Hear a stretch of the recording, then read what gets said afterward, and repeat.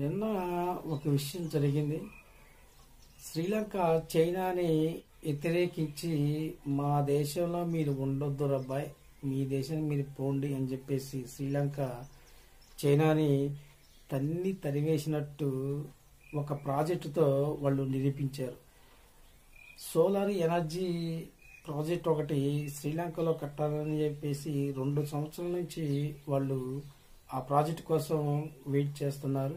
అయితే ఆ ప్రాజెక్టు చివరికి నిన్నగాక మొన్న ఆ ప్రాజెక్టుకి ఇన్వెస్ట్ చేసుకోవడానికి, ఆ ప్రాజెక్టుకి టెండర్లు వేయటానికి చాలా దేశాలని వాళ్ళు కన్సెషన్ అయ్యారు. అప్పుడు చైనా వాడు కూడా వచ్చి టెండర్ వేశాడు. మన భారతదేశం నుంచి టెండర్లు పడ్డాయి. అయితే చైనా వాడు ఆ టెండర్లో చైనా వాడు గెలిచాడు. వాడికి వచ్చింది ఆ ప్రాజెక్టు.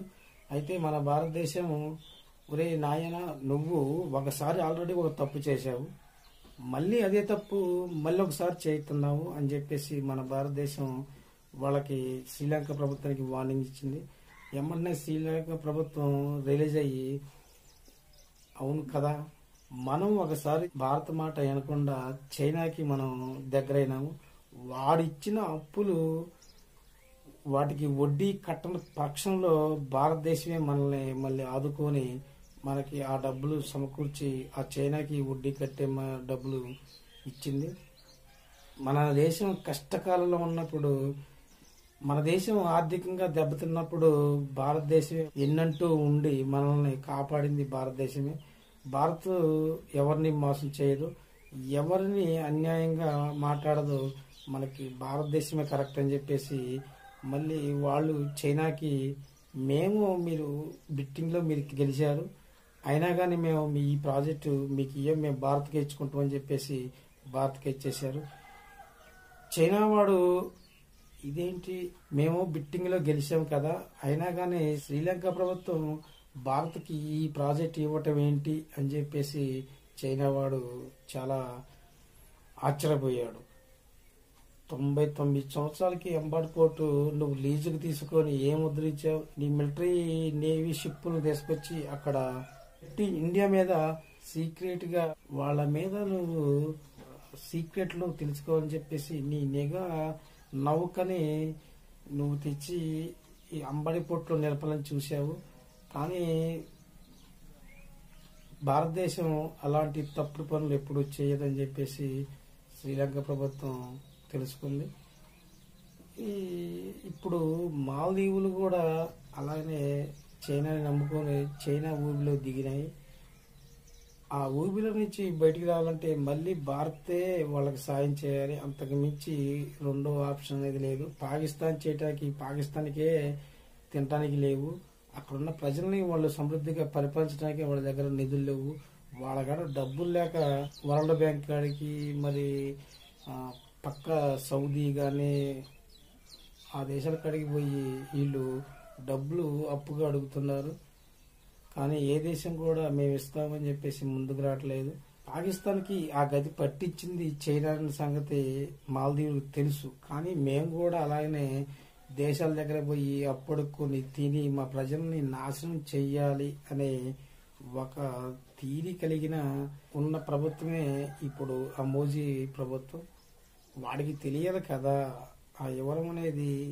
ఈ చైనా వాడు సవాసం అంటే ఏంటి, వీడి వల్ల మనం ట్రేడ్ డీలింగ్ పెట్టుకుంటే మనం ఎలా నాశనం అవుతాము అని చెప్పేసి చాలా మంది రాజకీయ నాయకులు చేసేది ఒకటే. అదేంటంటే వేరే దేశం దగ్గర పోయి మనం అప్పు తెచ్చుకొని మన దేశంలో ఉన్న కొంత భాగాన్ని మనం అభివృద్ధి చేద్దామని నాయకులు కొంతమంది ఉంటారు. కొంతమంది వేరే దేశం దగ్గర పోయి అప్పు తెచ్చుకున్నట్లు సగం మనం వాడుకోవచ్చు అని చెప్పేసి స్వభావం కలిగిన రాజకీయ నాయకులు కొంతమంది ఉంటారు. ఆ రాజకీయ నాయకుల్లో మోదీ అనేవాడు ముఖ్యంగా ముందు అసలు ఉంటాడు. తర్వాత పాకిస్తాన్ ప్రభుత్వం ముందుంటుంది. ఎందుకంటే ఎవడైనా రాని, ఎవరితోనే సవాసం చేయలేదు. ముందు వాళ్ళు అప్పులు కావాలి వాళ్ళకి. వాళ్ళు వీటి దగ్గర మనం అప్పులు తీసుకుంటే మన పరిస్థితి ఎలా ఉంటుంది అని చెప్పి ఆలోచన లేకుండా ముందే వాళ్ళు అప్పులు కావాలని చెప్పేసి ఆ దేశాల దగ్గర అడుగుతారు. అలాగనే ఇప్పుడు మోదీ చేసిన పని ఏంటి, ఇప్పుడు చైనా వాడు శ్రీలంక ఏం జరిగిందో, శ్రీలంకలో ఎంత ఇబ్బంది పడ్డారో, శ్రీలంక జీడిపి ఎంత పతనమైందో మాల్దీవుల మినిస్టర్కి తెలియదా? తెలుసు. కానీ ఏంటంటే వాళ్ళ దేశం అభివృద్ధి చెందటం వాళ్ళకి ఇష్టం ఉండదు. వాళ్ళ దేశంలో ప్రజలు సుఖంగా బతకటం వాళ్ళకి ఇష్టం ఉండదు. అరే నాయన, ఒకప్పుడు మన బ్రిటిష్ ఉక్కుపాదాల కింద నలిగిపోయిను. ఆ స్వభావం అనేది మళ్ళీ వేరే దేశపు వాళ్ళ ఉక్కుపాదాల కింద నలిగిపోవటం తప్ప మన స్వేచ్ఛగా బతకదు అన్న ఆలోచన అనేది ఈ రాజకీయ నాయకులకి కొంతమందికి ఉండదు. అందుకనే ఒకప్పుడు భారతదేశం కూడా అలాగనే ఉంది.